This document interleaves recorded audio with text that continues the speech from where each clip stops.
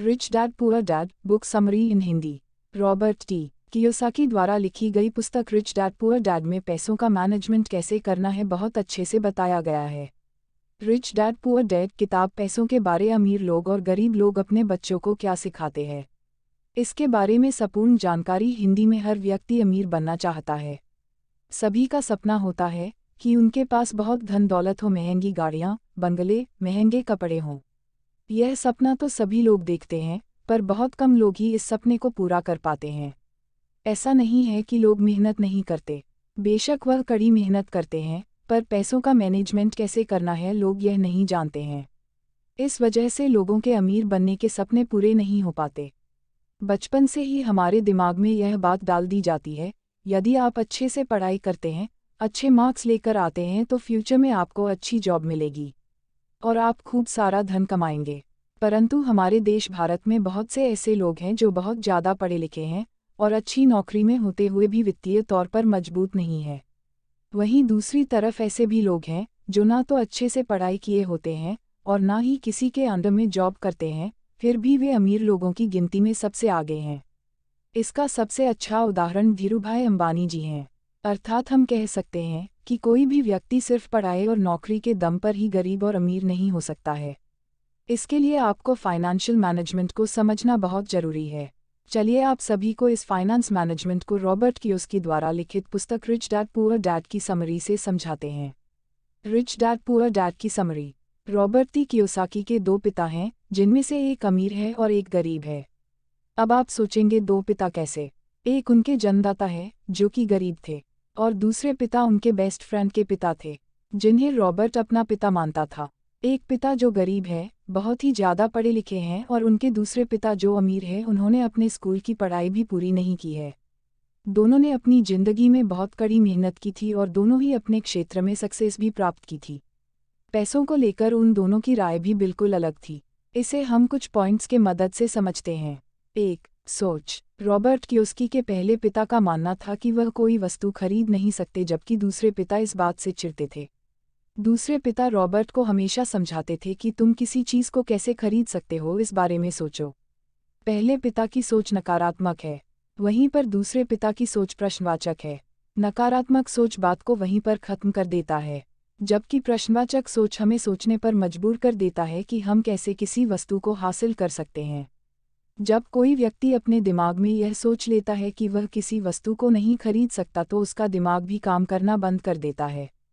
परंतु जब कोई व्यक्ति अपने दिमाग से प्रश्न करता है तो उसका दिमाग काम करना शुरू करता है। दिमाग प्रश्नों के उत्तर ढूंढने लगता है। इसका मतलब यह है कि दिमाग को नकारात्मक चीज़ों से दूर रखो और दिमाग को उसका काम करने दो, इससे दिमाग एक्टिव रहेगा और धीरे धीरे स्ट्रॉन्ग हो जाएगा। 2. जोखिम। रॉबर्ट के पहले पिता का मानना था कि आपको जोखिम नहीं उठाना चाहिए। आप अच्छे से पढ़ाई करो, अच्छे मार्क्स लेकर आओ तथा सेफ और सिक्योर जॉब करो। वहीं दूसरी तरफ रॉबर्ट के दूसरे पिता सिखाते थे कि जोखिम को कैसे मैनेज किया जा सकता। पढ़ाई करो और अपने पैसे को काम पर लगाओ। 3. संपत्ति और दायित्व में अंतर का पता होना। हमें अपनी संपत्ति और अपने दायित्व का पूरा ज्ञान होना चाहिए। संपत्ति से धन में वृद्धि होती है, दायित्व से धन या पैसों में कमी आती है। यदि आप अमीर बनना चाहते हैं तो आप संपत्ति खरीदें, जमीन, बॉन्ड, शेयर इन्वेस्टमेंट, और यदि आप गरीब ही रहना चाहते हैं तो आप दायित्व, लोन पर लिया गया फर्नीचर, गाड़ी, लग्जरी प्रोडक्ट्स खरीदें। अब आप दायित्व को देखकर कंफ्यूज मत होना। आप फर्नीचर या गाड़ी खरीदते हैं तो उससे आपको किसी भी तरह का इनकम नहीं होगी। 4. सबसे पहले खुद को पेमेंट करना। रॉबर्ट के दूसरे पिता रोबोट को यह बात समझाई कि सबसे पहले आप अपनी कमाई का एक हिस्सा अपने लिए रखें और उन पैसों से अपने लिए ऐसी संपत्ति खरीदें जो आपको आय प्रदान करें। 5. गलतियों से सीख लेना। रॉबर्ट के दोनों पिता ने उन्हें यह बात सिखाई थी कि यदि आप एक बार गलती करते हैं तो उस गलती की पुनरावृत्ति दोबारा नहीं करें, बल्कि उससे सीख ले और अपनी लाइफ में आगे बढ़े। 6. पैसे के लिए काम। रॉबर्ट के अमीर पिता का मानना था कि हमें पैसों के लिए काम नहीं करना चाहिए, मतलब पैसों के पीछे नहीं भागना चाहिए, बल्कि पैसों को हमारे लिए काम करवाना चाहिए। वहीं पर रॉबर्ट की दूसरी पिता रॉबर्ट को पैसे कमाने के लिए दबाव डालते थे। 7. मौके की पहचान करना। सभी को सही मौके की पहचान करना आना चाहिए। यदि आप सही मौके को नहीं पहचान पा रहे हैं तो आप कभी भी अमीर नहीं बन सकते हैं।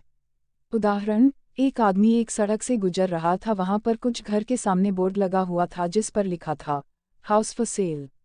उस समय मंदी का दौर चल रहा था, पर वह आदमी बिना घबराए हुए इस मौके को अपने हाथ से नहीं जाने देता है और एक अच्छा खासा घर बहुत ही कम कीमत में खरीद लेता है। कुछ दिनों के बाद मंदी का दौर खत्म हुआ, अब उस घर को दुगनी कीमत पर बेचता है। 8. पैसे को सहेजने की समझ का होना। वैसे तो सभी लोग पैसे को सहेज कर रखते हैं, पर यहाँ पर सहेजने का अर्थ अपने अलमारी या गुल्लक में अपने पैसों को रखने से नहीं है। यहाँ पर सहेजने का अर्थ है अपने पैसे को ऐसी जगह इन्वेस्ट करना जिससे कि आय होती रहे। साथ ही साथ यह भी ध्यान रखना कि पैसे को ऐसी जगह खर्च ना किया जाए जिससे किसी भी तरह का इनकम ना हो। इस बात से फ़र्क नहीं पड़ता है कि आप कितना पैसा कमा रहे हैं, बल्कि इस बात से फ़र्क पड़ता है कि आप उन पैसों को कहाँ और कैसे खर्च करते हैं। तो दोस्तों, मैं आपको यह सलाह दूंगा कि आप यह किताब ज़रूर पढ़ें एक बार। चाहे तो आप इसे अमेज़ॉन से हार्ड कॉपी ऑनलाइन मंगवा सकते हैं या अमेज़ॉन के किंडल प्लेटफॉर्म पर भी आप इसको पढ़ सकते हैं। दोस्तों, उम्मीद करती हूँ कि आपको यह आर्टिकल पसंद आया होगा। यदि यह आर्टिकल आपको पसंद आया तो आप इन्हें पढ़ें और साथ ही साथ इस पर अमल करें। अपने दोस्तों के साथ शेयर करना भी ना भूलें।